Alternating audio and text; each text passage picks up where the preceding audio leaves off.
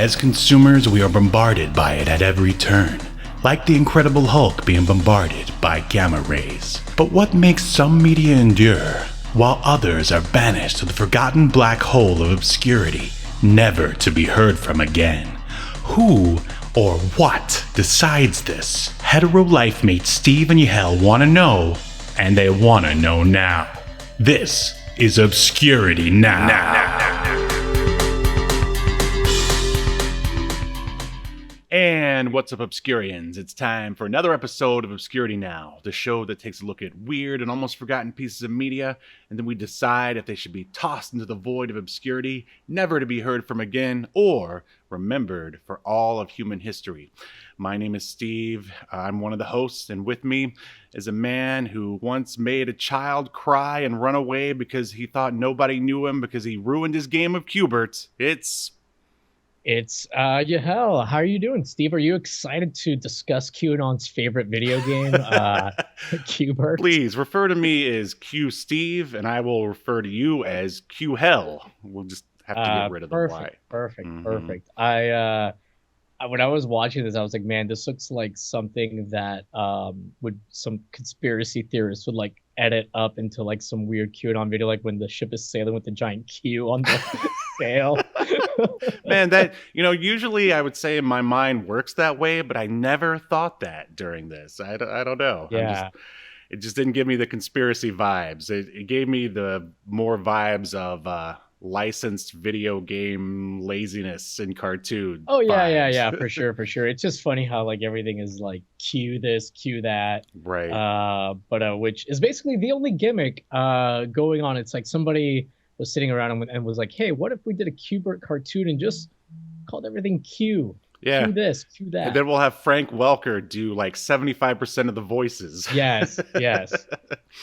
Frank Welker, I assume, was like tied to a desk and with a microphone attached to it. His eyes were taped open and forced to read the script. No, change your voice, Frank. Yes, so we are talking about the Q*bert. I don't even know what to call it. It's not really a Thanksgiving special, it's just a Thanksgiving episode that premiered on Saturday Supercade. Now, when I told you that we were going to be covering a Q*bert Thanksgiving special, what was your first reaction? I was like, oh, Q*bert had a cartoon? Right. But don't forget, this isn't our first time discussing Saturday Supercade. We sort of briefly went over it in our Super Mario Brothers episode. So if you love video games that get turned into cartoons, you got to make sure you check out our Super Mario Brothers episode. It pretty much went viral on TikTok, a certain segment of it. So you should... if you love seeing your video game characters in cartoon form and also brought to life in weird, possibly sexually inappropriate situations, that is the episode for you to watch / listen to of our podcast. That's the best advertisement I've ever heard for this show, and maybe of all time. For anything. Do you if you enjoy being sexually uncomfortable, it's the show, it's the episode. Right. Unfortunately, or fortunately, there's not really much sexual innuendo in the Q*bert cartoon. But I think that's good since it's for kids. That's why I said fortunately. Let's just dive right in to some more Q*bert. Are you ready, Q Hell? I am ready, Q Steve. All right. Cue it up. Oh.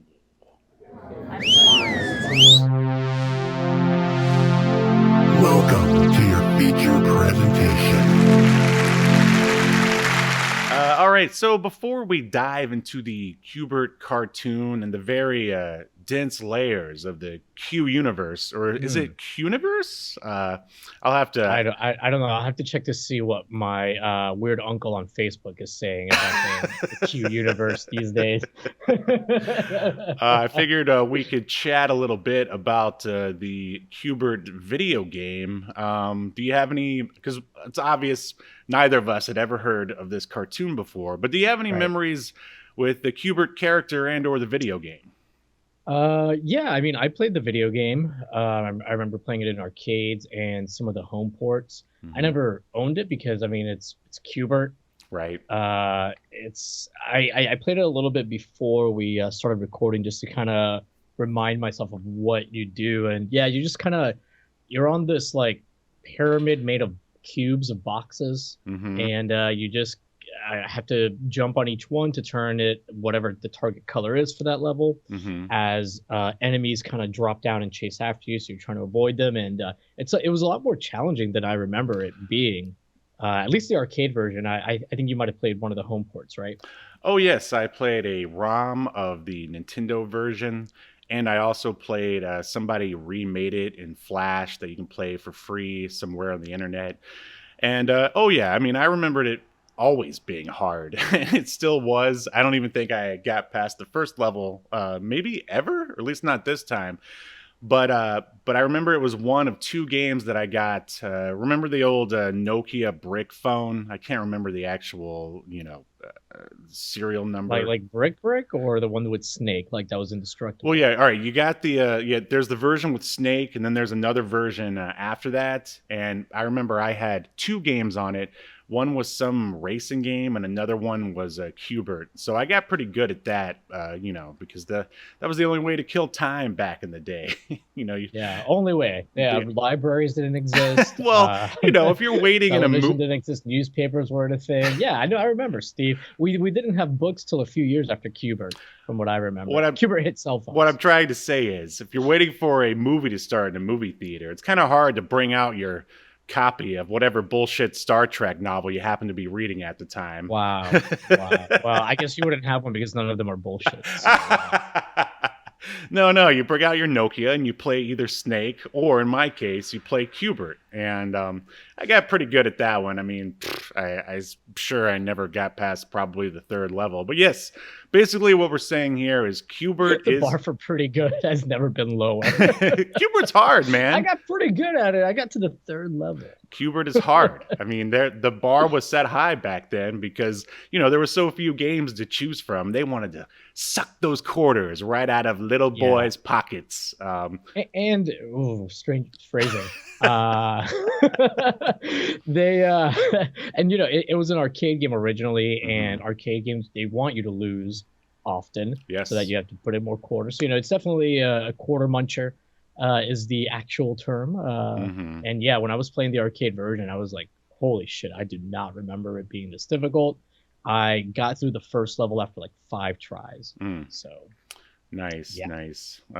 So yeah, the game was actually created by Gottlieb, and yeah, I think really the only way to play Qbert where you can have any chance of actually beating it is probably in the arcade with its proper controls, using a Nokia keyboard or even like a regular keyboard for the PC is pretty hard. Pretty hard. Yeah, and there was something I wanted to mention, Steve, and I don't know if you came across this, but it's fairly new, so I think it's worth discussing, and maybe I should have gotten this book and gotten some little factoids from it. But a book about the creation of Qbert was written and came out this year. Oh, nice. Came out in January. It's called Creating Qbert and other classic video arcade games, but it seems like they really concentrate on Qbert. It is available on Amazon for $20 if you want a hardcover, $10 if you want the Kindle version. So yeah, and according to the reviews, it's pretty interesting, pretty good. So if you're a Qbert fan, not QAnon, please pick up this book. Actually, if you're a QAnon fan, pick up this book. You need different reading material. Yeah, I agree. But video game history is always pretty interesting. Yeah, I agree. And speaking of, the designers of Qbert were, I'm pretty sure they're still alive, Warren Davis and Jeff Lee. And the chief programmer was Warren Davis himself, and Jeff Lee was the artist. And the composer of the very memorable Qbert music is David Thief. Apparently, Thiel. What a weird name. And I think it might be pronounced Thiel. Is it spelled Thiel? Yes. I thought that's pronounced like Thiel, but I mean, I could be wrong. Yeah. And the exact release date, in case anyone cares, is October 18th, 1982. So arcades across the world get Q*bert just in time for Halloween. And it's been ported to so many different platforms. I mean, you got the Atari 2600, 5200, ColecoVision, Commodore, Nintendo Game Boy Color, blah, blah, blah, blah, blah.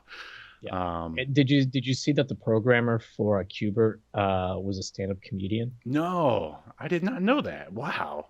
Yeah, so he was a Chicago stand-up comedian. Obviously, he had previously I guess studied computer engineering or worked as a computer engineer. I don't remember exactly, but basically he answered an ad from the company you mentioned, Gottlieb, and the first game that he created for them was Q*bert. That's awesome. But yeah, I wonder if he was. So kids, if you have dreams of being a famous stand-up comedian, don't follow your dreams. Go work in an office and create Q*bert, and maybe 30 years later, somebody will talk about your game being unfairly difficult. Right, because things are going so great in the tech industry right now. There isn't mass layoffs. This is the time to get in. It's the time to get in. The future's never been brighter or bluer. Right. That's a Twitter reference. It's not Twitter, Facebook. They're all going down the shitters. Yeah. Hopefully not YouTube. What was I going to say? Yeah, I think I wonder if he was the one, Warren Davis, if he was the guy, but it's like, oh, let's make Q*bert swear whenever he dies or gets hit by one of the characters. Because I think that's what sort of everybody, at least that's what it said here in the wiki, that everyone, thought Q*bert and his weird swearing was just hilarious back in the day. But yeah, and I was a little surprised to see it pop up in the. Oh man, I popped. As a Q*bert fanboy, or Q-boy as they're called. Oh! I don't think you want to go Q-boy, Q-man. Hey, look, we're taking it back, man. Q*bert was first, QAnon was later, so we're taking it back. All right, it's all right. They can keep it. The only Q I need in my life is John Delancey. I knew we were going to get to that eventually. All right. So, anything else to add about the Q*bert video game? I don't think so. Again, like Steve mentioned, there were several ports. You can get it on mobile. I don't know how the mobile version is. We were just looking it up before we started recording, and it looks like they remade it. It seems like it's the same style of gameplay. But yeah, that's pretty much all. Did you know anybody that owned any of the home ports for Q*bert? No, I can never recall going over to a friend's house and him being like, "Hey, do you want to play Q*bert?" Oh, wait, nope. Let me backtrack there. My cousin, who had an Atari before I had a Nintendo, or before he got a Nintendo, pretty sure he had a copy of Q*bert. That's it. Okay, I can see people having it for the Atari 20, like the 2600 or 5200 or something like that, because there were a lot of puzzle games on it, and obviously puzzle games kind of lend themselves better to the limitations of those early systems. Absolutely. So jumping into the Q*bert cartoon, or excuse me, animated featurette, whatever you want to call it. It premiered on Saturday Supercades, which was, it's pretty much exactly what it sounds like. It's like a collection of Saturday morning cartoons that all featured, I guess, popular arcade characters at the time. And that show ran from 1983 to 1985, and there's 26 episodes. This particular episode aired on November 26, 1983, just in time for Thanksgiving. And it is directed by one Charles A. Nicholas. And some other stuff that the great Nicholas directed was 14 episodes of the Police Academy cartoon. We're just going to have to review it eventually, because it just keeps popping up. Yeah, it just keeps popping up. Alvin and the Chipmunks, the Rambo cartoon, and the Dragon's Lair cartoon. Did you hear that there's supposed to be a new Dragon's Lair sort of like interactive cartoon or something coming out on Netflix? Yeah, I heard that there's going to be... I didn't know it was going to be interactive, but I did hear that Netflix is doing something with... Dragon's Lair. Sorry, I don't know why I just blanked out. I should have mentioned earlier about that Q*bert book. It's written by Warren Davis. Oh. man himself. So, Oh man, I just watched Weird, the Al Yankovic biopic, and wouldn't it be yeah, hilarious? I saw your post about it. You were very Oh, very into it, oh, it's Steve. Very awesome. very hard for it. It's hilarious. If you watch it, you'll get hard for it too. And I just imagine that Warren Davis, if he like exaggerated the creation of Qbert a little bit, it's like after I killed the ninjas, then I got the code, and then Qbert was finally created. And that's basically how the Weird Al biopic Yeah. works. Yeah, there's a chapter how I killed Hitler in the book. Yes. And then made love to several women all before creating Qbert. So the writer of this particular episode of Qbert is a guy by the name of Gary Greenfield, and he has worked on X-Men the animated series, Rubik, The Amazing Cube, Centurions, and of course Police Academy, the series. Of course. And also, I just wanted to throw in there, he also ended up working on the Mega Man cartoon because old Greenfield here was getting typecast as the video game cartoon guy, I guess. And the production companies include Ruby Spears Productions, who you might know. We already previously talked about one of their great creations in Tiger Sharks. Of course, they're the creators of the whole Ruby Spears universe that include Thundercats and Silverhawks. And then, of course, Taft Entertainment Television, which I guess has something to do with President Taft in some way. Oh, of course. And that is basically, I mean, it's a tight shift. You don't need a whole bunch of people to create a genius like the Qbert cartoon. So who are some of the thespians who lended their voice for this great creation? Well, it's a pretty short list, despite the number of characters.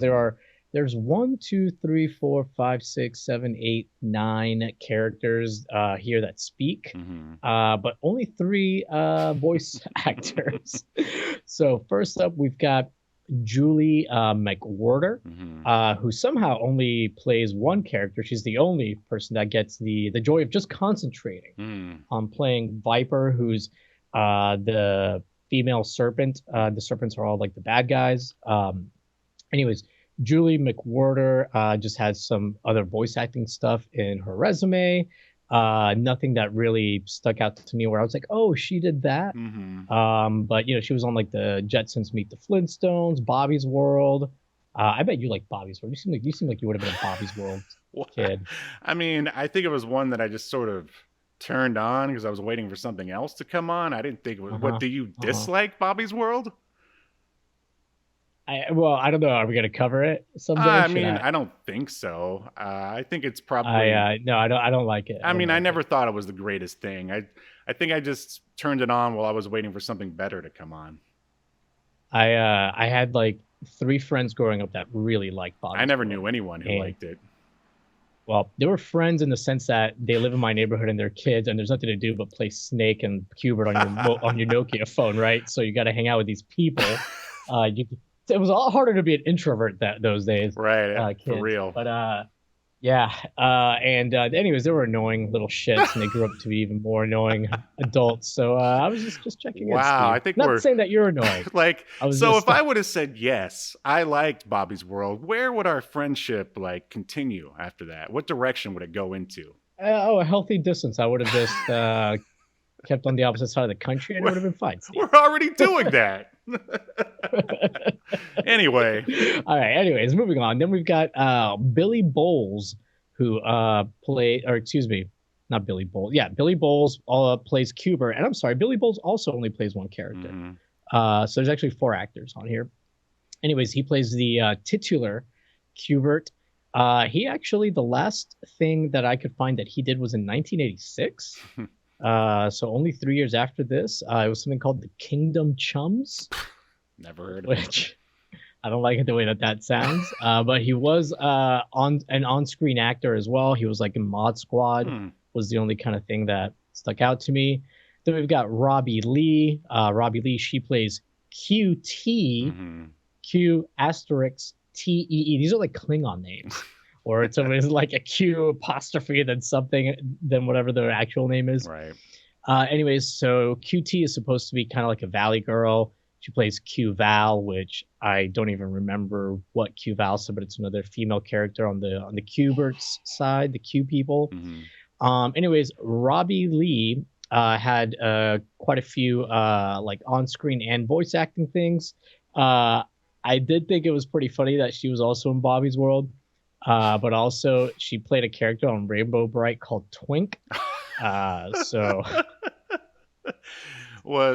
Twink was a female character? I guess that would be my guess, but she played a few characters, but she was in 13 episodes.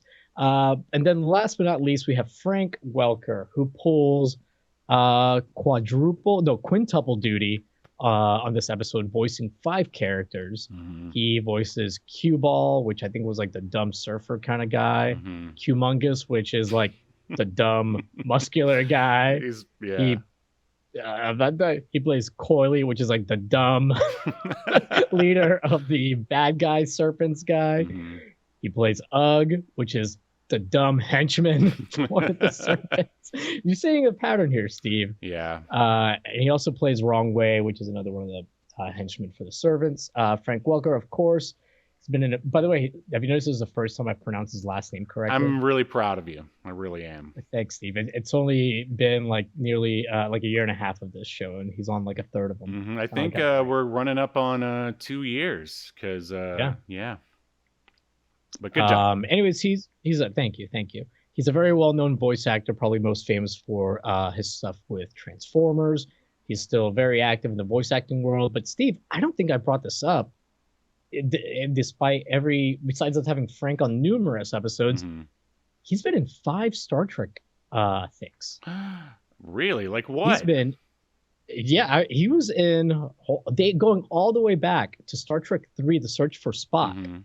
He did the voice of Spock screaming. Wow. Wait. So Spock screaming? Is that what you just said?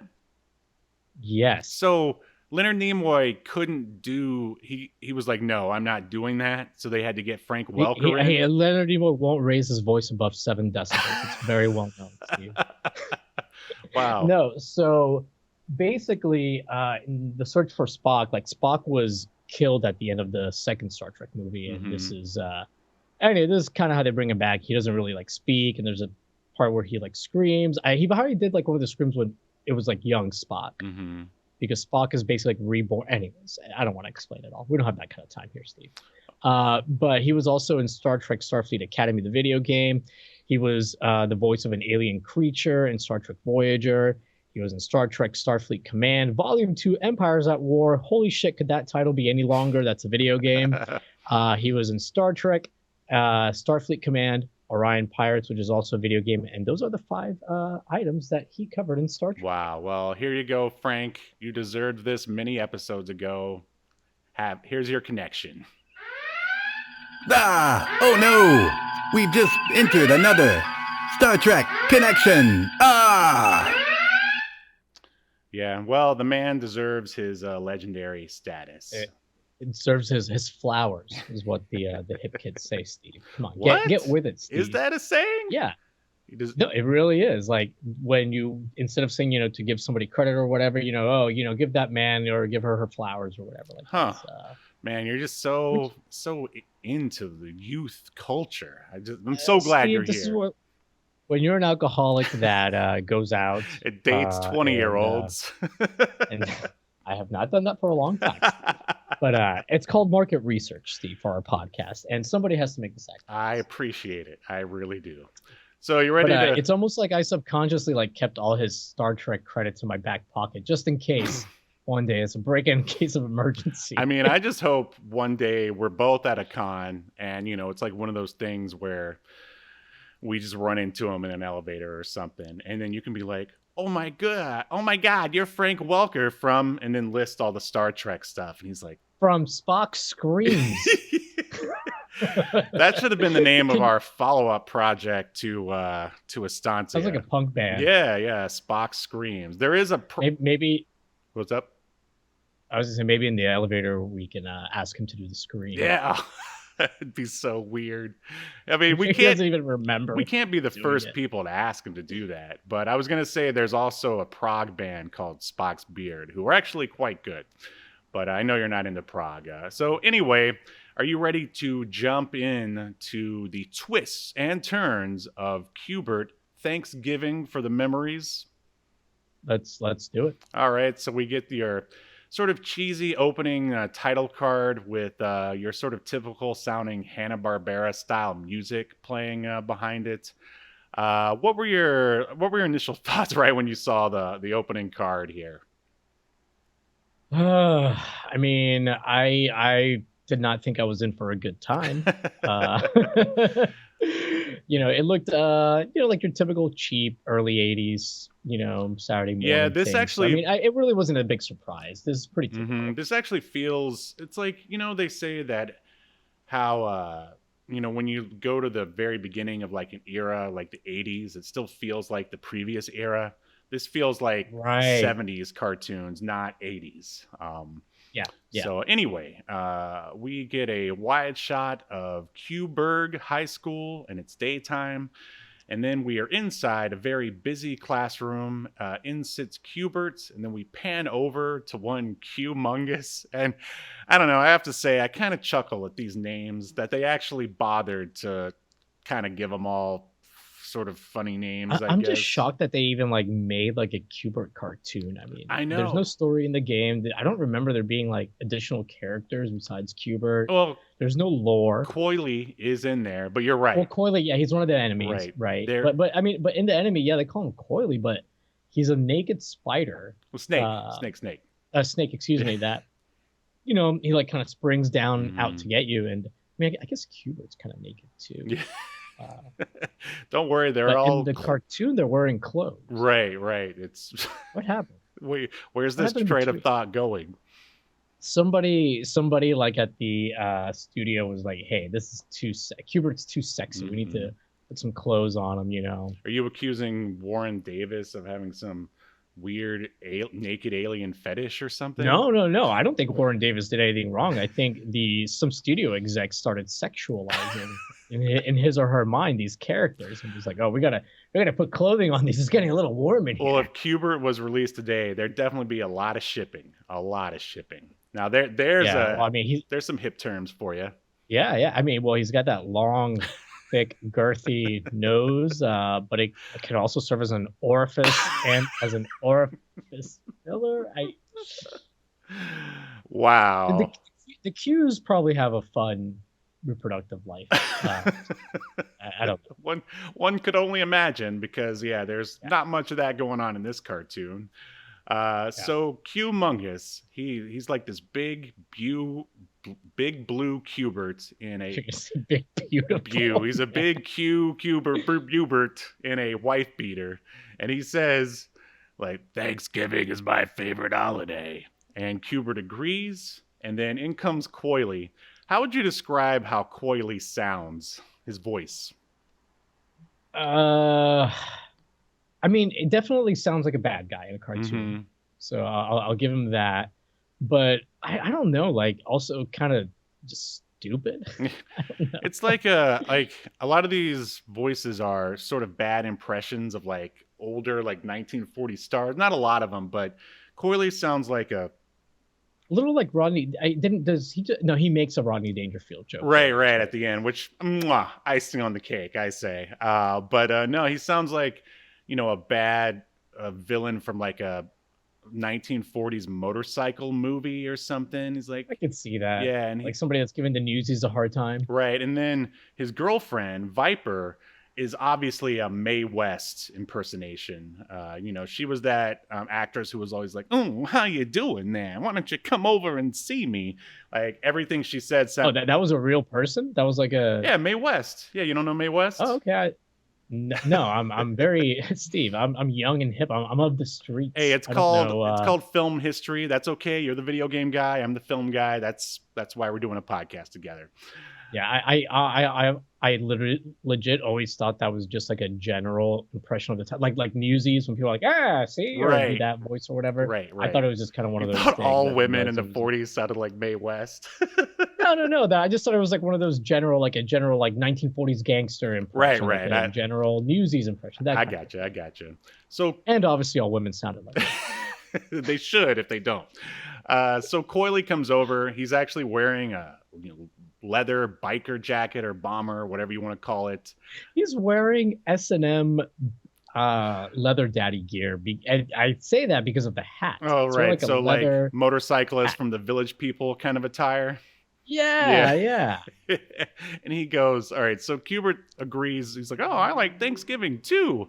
And Coily's all, sure you would, because you're a dumb toiky. I'd rather mess around. And then he throws a paper airplane. And I'm surprised how cinematic this cartoon is, because we pan... Cinematic? Cinematic? I mean, I had low expectations for this cartoon. Like I was thinking, and you feel the expectation, okay, and you feel like you received some cinematic visuals that were, I mean, I was expecting Hanna-Barbera level, and I love Hanna-Barbera, but they're not very cinematic. I mean, they were quality over quantity back then.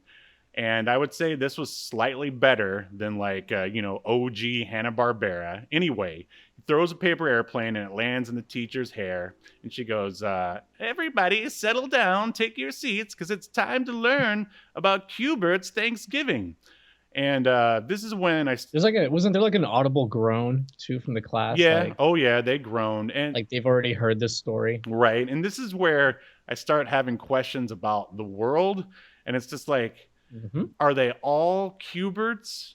But then there's a guy named Cubert. Like, what is the name of this, like, race of aliens in this world? Right. Are they aliens? I mean, because then there's these like snakes. Right. And then why are they even celebrating Thanksgiving? Which is why are there Native American Cuberts? Right. And didn't they call them like Q noses or something? Like they had some weird name for the Native Americans that I was like, and something about their noses, which it sounds racist, but it's just because like these Q creatures have like big noses. They all do. It should have been. They should have called them Quindians or something. Oh my god! Well, listen. I think we should just be glad that the Small Wonder writers weren't working. On this episode. I was going to ask you at the end about this versus Small Wonder. Yeah, well, we should do that. We should see which one of us thinks. Which of these two properties do we think was more racist towards Native Americans? Oh, 100%. Yeah, save it for the end. Okay. So then, all right, because it's time to learn about Thanksgiving. And then she says it started over 350 years ago when the Pilgrims came over on the Q flower. And then just as Yahel said, we cut to, and now we're inside the story. We see your sort of typical ship at sea with a giant Q on the sails. Like, whoo! That is some amazing art design right there. Yeah. Any comments to make so far? It was really weird that they had Marjorie Taylor Greene like behind the rudder, but Wow.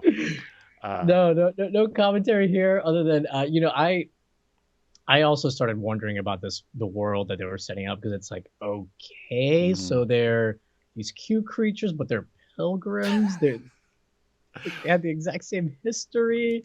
And anyways, I'm sure you're gonna get to the next scene now where we find out like that they're traveling to America. They never call it America though. They just call it the new... But I mean that's the new world or something, right? And to like win a contest. Well, I don't think win a buggy. They're not going there to win a contest. Okay, so this is the scene. Again, I call them Cuberts. We don't really know what they're... That's fine. I think that's fine. All the Cuberts are gathered around listening to Old Man Blue Cubert. I don't think this guy didn't have a name that I could find. And he's talking about their new community, the new world that they're going to build.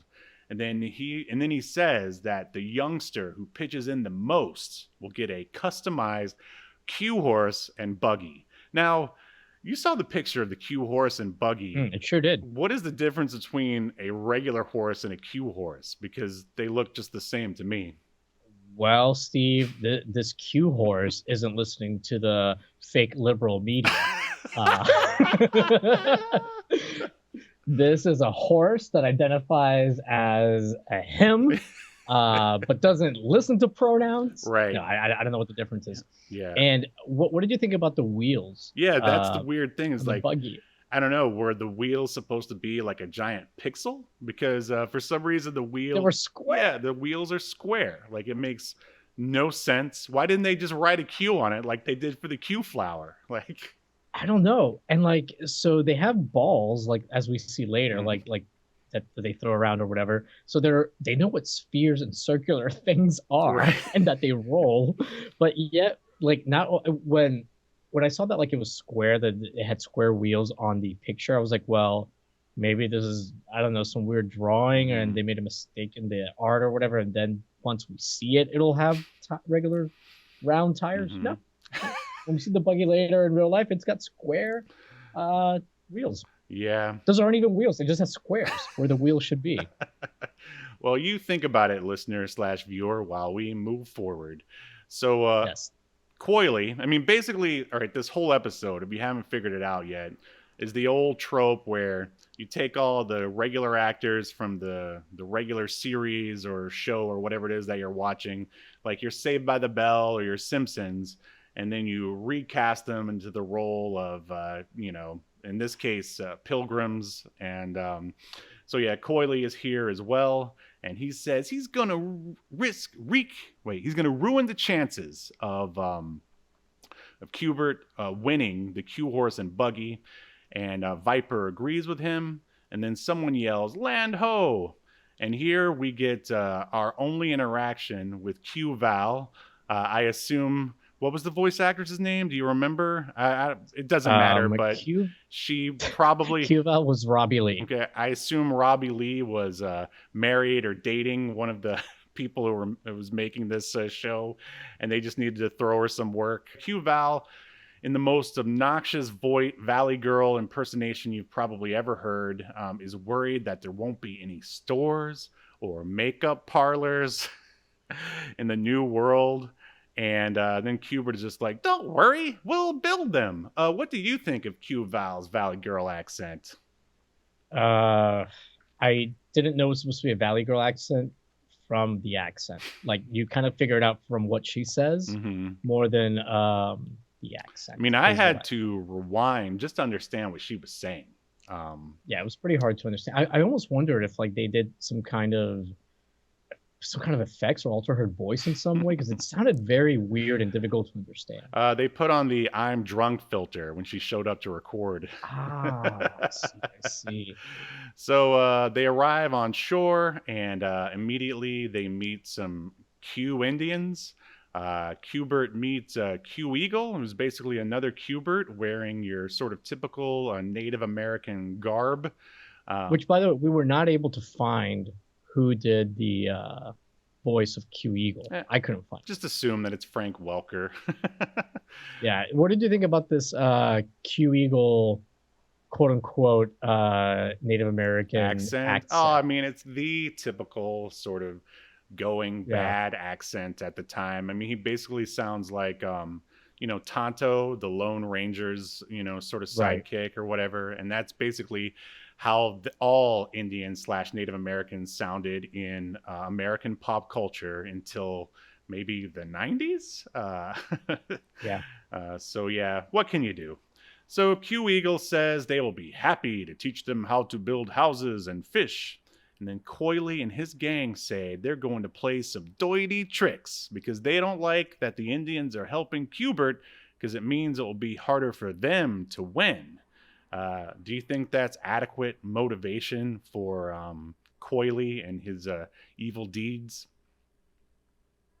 I mean, no, but I this is for kids, and I guess you gotta get the plot moving, right? But he's definitely one of these characters, these bad guys that's a bad guy for the sake of being a bad guy, basically. Right, and you're not going to get doesn't have any much more out of a 10-minute cartoon.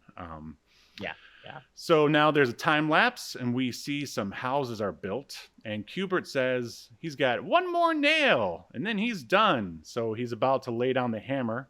Coily and his gang look on, and he said, "Heh, we took out all the other nails," which, I mean, it's amazing that this house can still hold together despite the fact that they somehow removed all Yeah. the nails.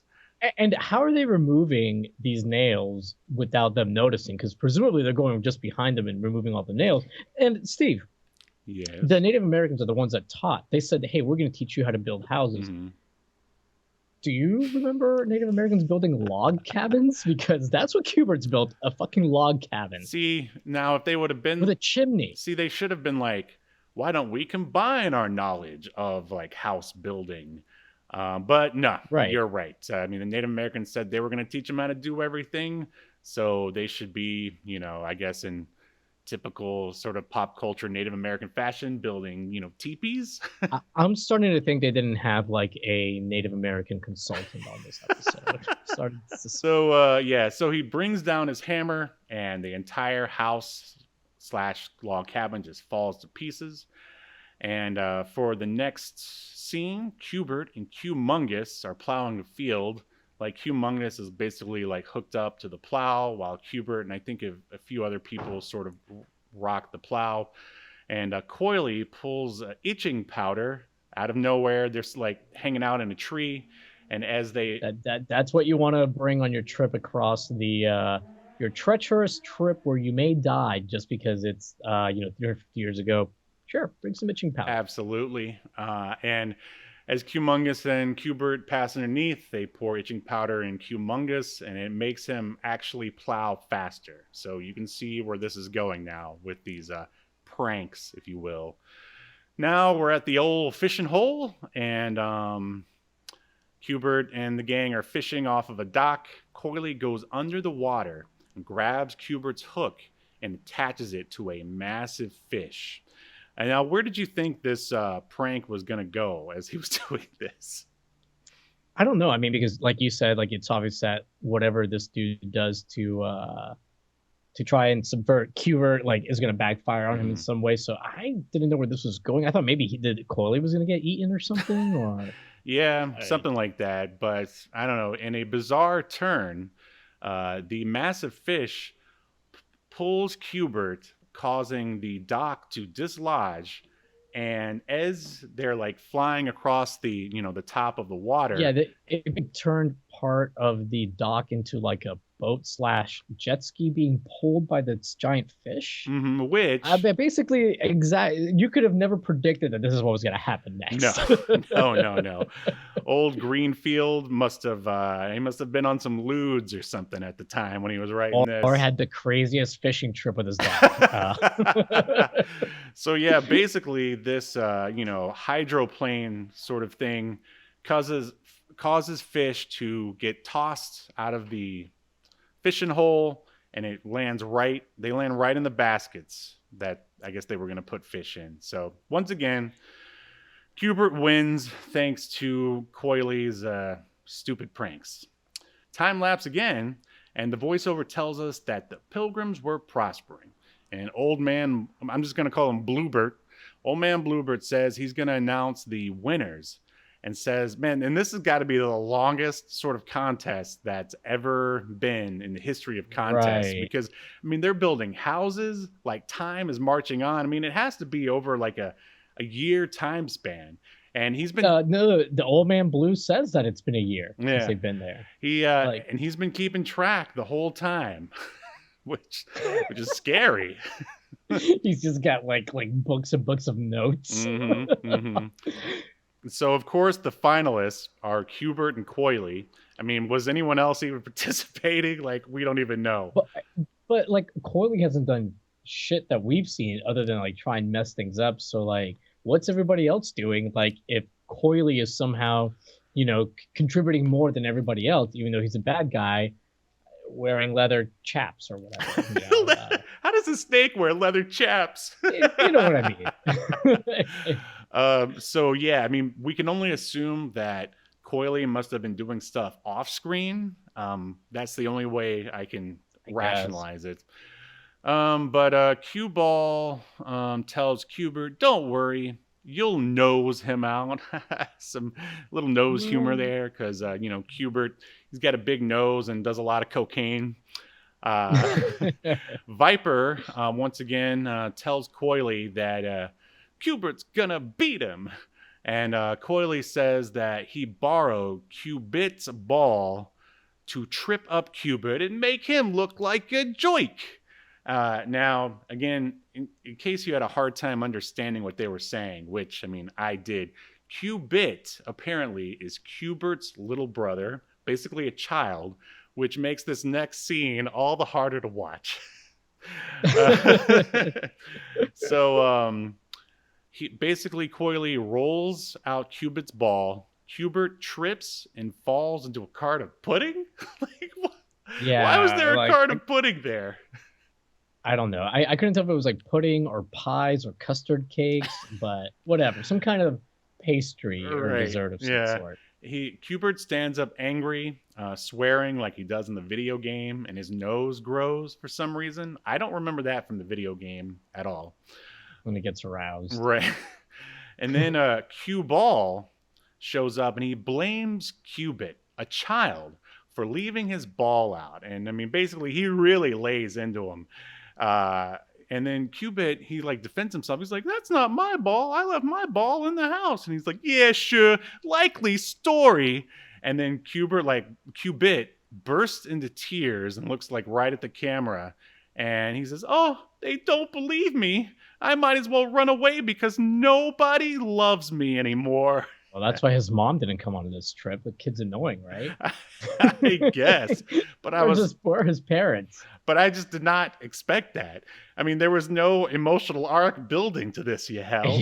Yeah, he went from 0 to clinically depressed in 10 seconds. Well, if this is QAnon propaganda, Cubit's obviously being a snowflake here.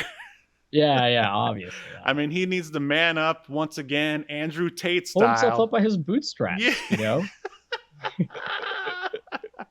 And, take his ball back and, lay the smackdown on old Coily or whatever. Yeah. You know what? Jordan Peterson needs to come in and straighten this guy out. I really need to work on a Jordan Peterson impression because he's got a real sort of specific way of talking. And anyway, yeah, he does. Yeah. So yeah, basically Cubit runs away. Let's see. And then somehow, this is really weird. In the very next scene, Cubert, he finds a note that Cubit wrote and left. And I don't even know how he would have the time to do that because Cubit just, after Cue Ball laid into him, he just ran away right then and there. At least that's how it looked in the scene. But apparently, all right, if you want to wrap your head around the series of events, he burst into tears, Cubit did, ran home, wrote a note, and then ran away. And he packed, because we see later he's got some stuff packed. Right in front of Cubert, but Cubert was so angry that he didn't see any of that happen. So he must have gone home to cue off, to cool off. Whoa. He went. Oh, okay. I'm like, is he going through puberty? What's going on? He went home to cool off. Cubert went home, and then he found the note, and that's when they realized that Cubit ran away, even though he announced. I think Cubert, if you don't mind me presenting a conspiracy theory of my own. Please go ahead. Cue up, lad. Hoping. Yeah. I think Cubert was hoping Cubit would run away, get hurt. Maybe they'd find his dead body, and Cubert, everybody would feel sorry for him, and then they would give him the buggy. Wow, that is that's quite a theory there, young man. And he cursed at him and let the other guy, Cue Ball, berate his little brother. Tell him that sure, your mother killed herself. Sure, it wasn't your fault. All kinds of stuff. I hear that in Cubertese, he called him the Q word. Not the C word, but the Q word. The Q word. Yeah. So Cubert finds the note, brings it to everyone else's attention in the community. Ugg, one of Coily's gang members, breaks down about the fact that they drove away a child into the wilderness. He has a crisis of conscience, and then he confesses that Coily was the one who threw the ball. And then Viper convinces Coily to help find Cubit because it may help him win in the end. They all separate and search. They reach a river, and then Q Eagle, they just wanted to show his amazing like wood carving skills. He chops down a tree and builds a boat in a matter of seconds. I have a problem with this scene. So they're hot on the trail of Cubit, right? Q Eagle's helping them track because as a Native American, of course, he can just track him. Sure. So they, like you said, they reach this river. How are we going to cross it? They have an Oregon Trail moment here, and so presumably at this point, Cubit's already crossed the river, right? Because he's like, oh yeah, he crossed this river. But they're like, how are we going to cross it? Well, how the fuck did Cubit cross it? He didn't build a canoe. So like, and then we find the canoe was completely unnecessary because Q Eagle chops down a tree, builds a canoe in a matter of seconds. And that's fine. It's a kid's cartoon. I don't want to sit there and watch him build a canoe in real time. They all get in it. The canoe tips over because somebody stands up, and then they just swim across. So why didn't they just swim from the beginning? Right. I mean, that would then propose the idea that Cubit himself swam across, but then for whatever reason, the group was too lazy to want to swim, and then made Q Eagle build a boat just because they were lazy. Yeah, that I guess. Or maybe Q Eagle was just, like you said, maybe he was just being a show off. Old Greenfield, you've done it again. Yeah, I don't know. So then a bear. All right, so basically they get across, as Yahel said, and now I guess it's a Q bear. The weirdest looking bear ever. Chases Qbert. I think the Revenant ripped off this scene. Oh, absolutely, absolutely. You could definitely see shades of Qbert in Leo's performance. Yeah, 100%. Like that one part in the Revenant where like his nose starts growing and he like, swears and you can't understand the swearing. Yeah, right. Just the speech bubble comes up. That would make that movie a lot better. So now we're back with a Qbit, and he gets to a ravine that he cannot cross. So he grabs like a big branch and sort of moves it across, which, I mean, Qbit must lift because that was quite a large tree for him to push across. Yeah. And so he walks across. With ease, too. Yeah, with ease. He walks across the log or tree, whatever you want to call it. And then he slips and just holds on to like a random branch. So now you've got your ticking clock here. Will Qbert and the gang make it in time to save Qbit? All right, so Q Eagle is like, oh, hey, I have a rope. And Viper takes it from him to give to Coily. So Coily basically can save Qbit and get all of the accolades, so he can win the. Man, this is the most coveted prize in all of Qburg, this Q horse and buggy. My God. Yeah. So Coily throws the rope. He just sort of throws it into the ravine. Doesn't think to hold on to the end of it. So he throws the rope away. Viper says that Coily and the rope have one thing in common: no brains. And then Qbert says, maybe more than that. And he uses Coily for a rope. Qbit asks, so basically they save him, no problem. What do you think about Qbert's quick thinking here? Or Qbert's quick thinking? I mean, it's fine, I guess. I mean, I think it's actually, pretty crazy that they actually had Viper have sort of like a setup in order to kind of pay it off. I just like, Coily isn't long enough to reach him the way, like, and again, I know that this is a kid's show, but like, Coily is way too short to like stretch out and be able to reach him, even with Qbert like holding him out. So like, that really took me out of the realism. Wait, you mean this isn't a documentary? Steve, I'm starting to think this is not how Thanksgiving came about. It's not. Well, this is the way I was always taught in my family. Yeah. So yeah, Qbert and Qbit are now safe. See, Qbit asks Qbert if he is still mad at him, which is kind of weird because, like, did Qbert even know that was his ball, and why would you even? I mean, right? I mean, there's questions here, right? About the emotional. Hubert clearly has a short fuse. Yeah, I mean, apparently. I mean, it's obvious he's knocked Cubit around before. I mean, yeah. because I mean, Cubit, as you said, he went his emotional arc after he was accused by Cue Ball. I mean, he just basically freaked out and ran into the woods rather than to deal with Cubert's wrath. Yeah, like this was the culmination of years of emotional abuse from Cubert and Cue Ball. I mean, you know, mental health is all the rage these days, and Cubert was dealing with it back in 1982. I mean, this. Yeah, well, it seems like Cubert was not dealing with his mental health. I mean, the show was. Okay, okay. So get help, everybody, especially if you're, in the Q-universe. You need to get some help. So anyway, Cubert says, "Oh no, you're my little brother." Basically, how could I stay mad at you? Blah blah blah. So Cubit says, "Let's get back and have the greatest Thanksgiving ever." Cubit's got some real domestic abuse syndrome where he'll instantly be like, "Oh, okay, yeah, everything's fine now. You're gonna change, right. Cubert." Right. He'll change. He's not gonna hit me no more. He's different. So Coily is just laying on the ground, and basically Viper comes and rags on him one more time. She's the horrible driving force of all of his decisions, which is obviously, another QAnon thing, just blaming the women for all their problems. Yep. He's an incel, if you will, maybe, possibly, yes. Even though they didn't have that word back then. And he gets up and he quotes the great Rodney Dangerfield. He says, "It's tough being a snake. I don't get no respect." And that was like the only line I actually liked in the entire cartoon. So they get back to their sort of, home cabin area, and this is so random.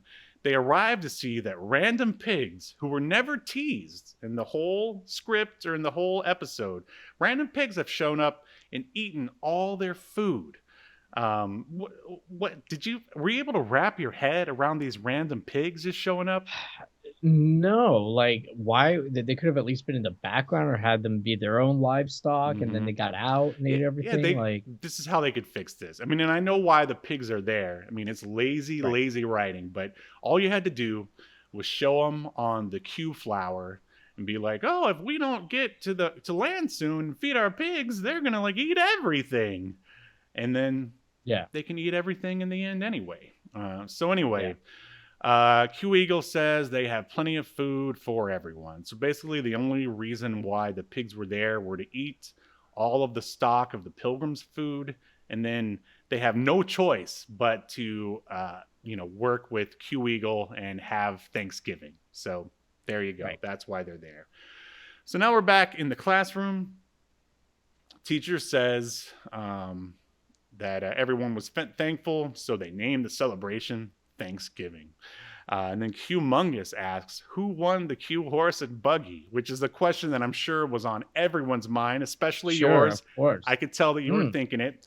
And then basically they all argue. One person says, Cubert won it. No, Coily won it. And then fade to black, the end. It ends on an ambiguous question. Are you going to be able to sleep at night not knowing? Well, when they fade to black, you do hear very faintly in the back that the state media stole it. The deep state stole it. So yeah, if you play this whole episode backwards, you hear the they put in some subliminal. And JFK's the president also. Did you? What? He's alive and he's the president. Yeah, right. This truly is an alternate universe. Yeah, anything else to add about our the amazing climax here of Cubert Thanksgiving? No, I love how they fucking tease the whole time that they make the whole episode about winning this buggy, and then we never find out who wins this buggy. That, I mean, who cares, I guess, right? Because you can't take it anywhere with its square tires. But yeah, it's I want to say it's a MacGuffin, more or less. Just a reason to have the story. Why not have somebody win it? I know. I mean, obviously Cubert is the star of the show, even though I feel like there were actually more lines with Coily and Viper than for there sure. were with Cubert. Well, Cubert's boring. He is Like- boring. Oh man, it's funny when you see the picture of Billy Bowles and then hear Cubert's voice. You're like, that came out of that guy. But but I mean, I'm sure it's a much older picture of him than he was when he recorded it. So shall we? Continue. Oh no, I was just gonna say that I think that they should have ended it with Cubert winning, right? Because he's the good guy. Mm-hmm. But have him go, well, Coily, you did help, save Cubert, so why don't we share it? That should be like the kids like thing, and it also ties back into Thanksgiving and sharing and blah blah blah. But no, these cowards at the Saturday Supercade wouldn't let you win. Choose a winner. It's like a certain wrestling promoter that lately doesn't want to have wrestlers win or lose. And well, I mean, Greenfield was obviously more interested in pushing his QAnon agenda than actually having the truth, Steve, a proper plot and story to go with the Cubert cartoon here. So yeah. Are you ready to render a verdict? Yes, I'm ready. Question. All right, Q Hell. Do you think that the Cubert Thanksgiving for the Memories cartoon, aka we'll just dub it the Cubert Thanksgiving Special, should be tossed in the black hole of obscurity, never to be heard from again, or remembered for all of human history? That's going to be a toss-up for me, Steve. I thought it was pretty boring. I don't think that Cubert lends himself to any kind of storytelling narrative. I mean, you really have to change the characters quite a bit. Like, everybody has arms in this. They don't have arms in the game. So it doesn't even feel like it's based on the game, because nothing from the game other than a couple characters really pop up. Right. So yeah, it's a no for me, Steven. What say ye? Oh man, I mean, of course everything you said is accurate, but I dare say, do you think, if you gathered around friends on a Thanksgiving, with a high blood alcohol level content, could you have fun with Cuberts like we just did? No. You could maybe have fun talking about it, I guess, afterwards, but I don't know. I don't think it's bad enough to be entertaining either, though. Yeah, you're right. All right, so yeah, you don't need to watch Cubert on Thanksgiving in order to join or to enjoy Thanksgiving or to support Cuberts. I mean, really the only way to do that is to play the game. So Cubert, I'm sorry, but you are obliterated. The heathens have spoken. You are obliterated.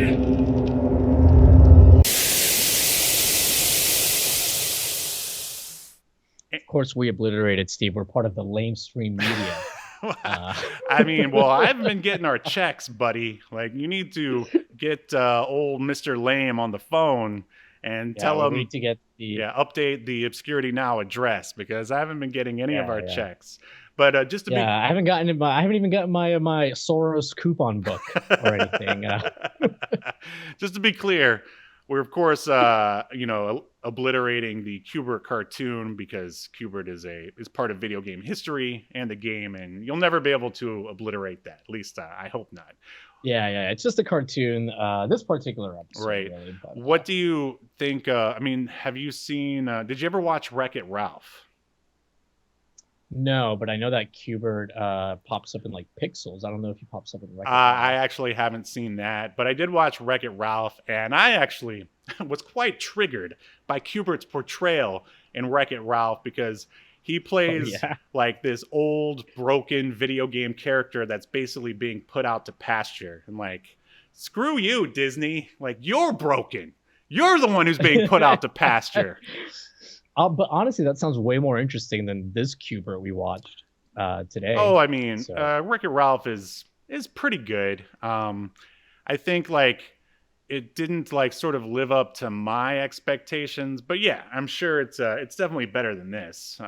But Steve, we do have a second question this week. which was more racist towards Native Americans, Steve? Small Wonders, a TV show we covered last week, or we covered their Thanksgiving episode, or the Q*bert Thanksgiving special that we just watched? I would say Small Wonder. I would also say Small Wonder.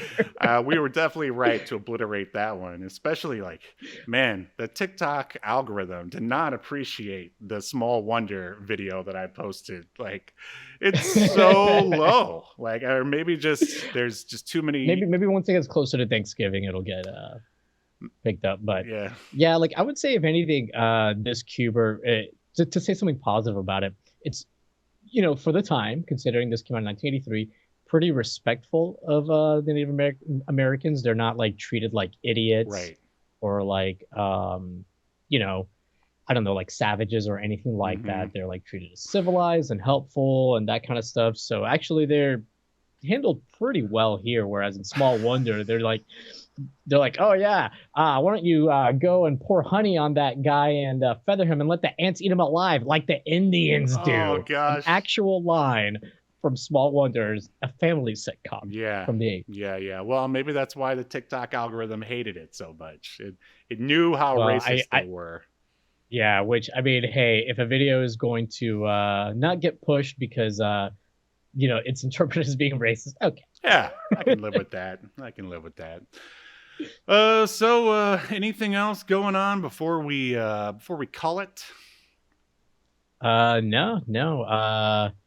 This, if anybody wants to watch this episode of Q*bert for whatever fucking reason, you can find it on YouTube, free of charge. Right. I mean, if anything, you should watch it so you can just pick out all the QAnon propaganda that was put into it, and then present it to your college class for extra credit or something like that. So I believe next Sunday is Thanksgiving Part 2. That is the last Sunday, right, of the month? I believe you are correct. I'm looking at the calendar. No, because next Sunday is the 20th, and then there's Sunday the 27th. Oh, all right. Well, then we will be talking about something next Sunday that is not Thanksgiving 2. That will be saved for the final Sunday of November. But before we go, I have 2 new covers for Escape to Earth number 2. I guess maybe I'll show them next episode or something. So I'm working towards a new crowdfunder for issue 2 of Escape to Earth. You got any projects or anything you want to talk about? No, just still been plugging away on my scripts very, very slowly. So yeah, nothing particularly new. I do, however, have an idea for something we can cover for the last Thanksgiving episode.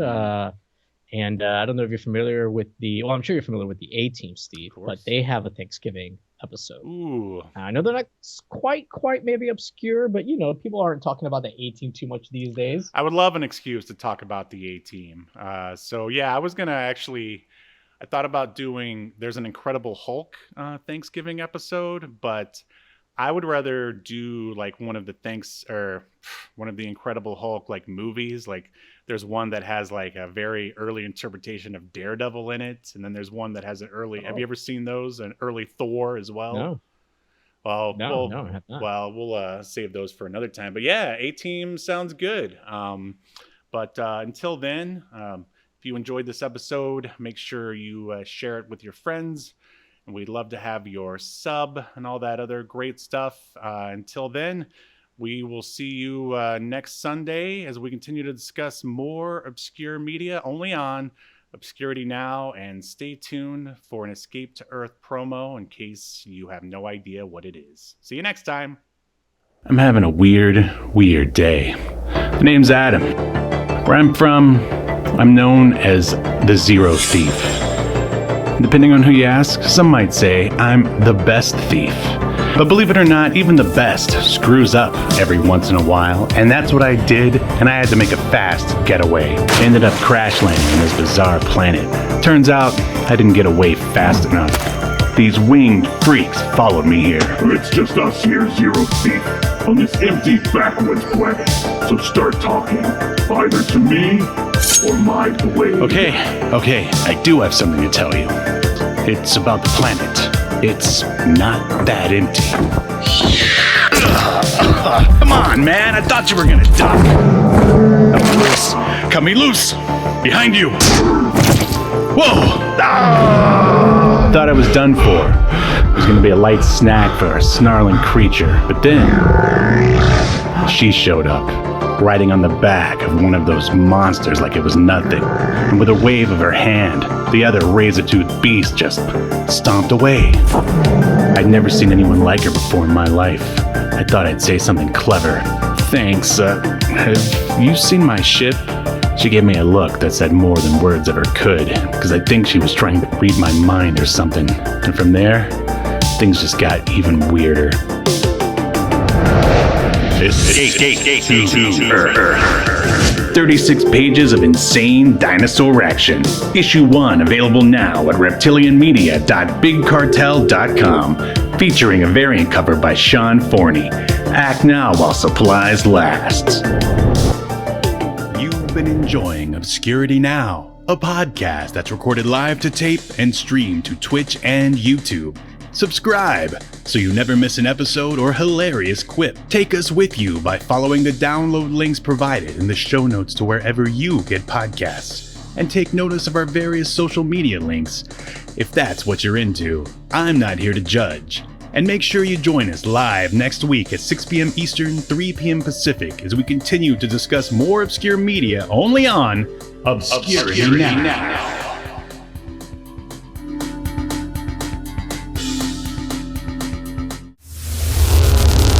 Reptilian Media.